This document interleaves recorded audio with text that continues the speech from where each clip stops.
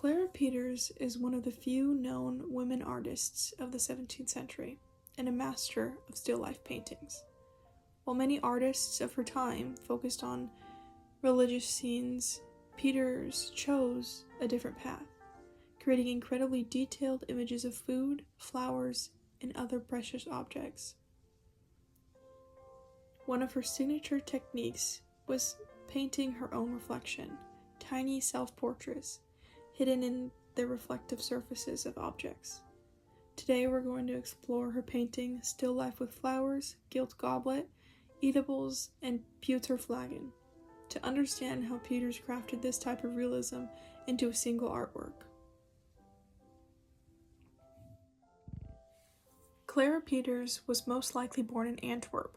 Her exact birth and death dates are unknown, and there are not many records about her personal life.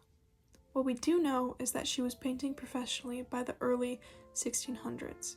Around 40 of her paintings still survive today. Some sources suggest she stopped painting after 1620, possibly due to marriage or death. Marriage was a common reason women disappeared from the art world at this time.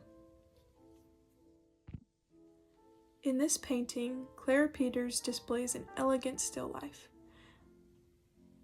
It shows an ivory vase holding a colorful floral arrangement, a gilded goblet, a pewter flagon, and plates of pretzels and candied fruit.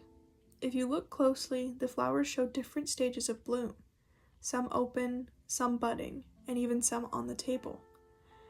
This is echoing the popular interest in scientific illustrations in Antwerp at this time. Artists were expected to show clear, accurate details that allowed plants to be identified, often with this clear frontal view that we see in this painting. Let's focus on the pewter flagon because it hides an amazing detail. Peeters painted reflections of herself on the metal surface. They're incredibly small, and in fact they're each just 3 millimeters tall, and they're repeated. In each reflection, Clara is shown wearing a high headpiece and a large thin collar. This was fashionable urban attire for women in the Netherlands at this time, but the outfit she's wearing doesn't clearly place her in a specific social class. It suggests she wanted to be seen as a professional, but maybe also wanted to keep some ambiguity. Clara Peeters often shined her artwork in very interesting ways. In several paintings, she engraved her name on a silver knife.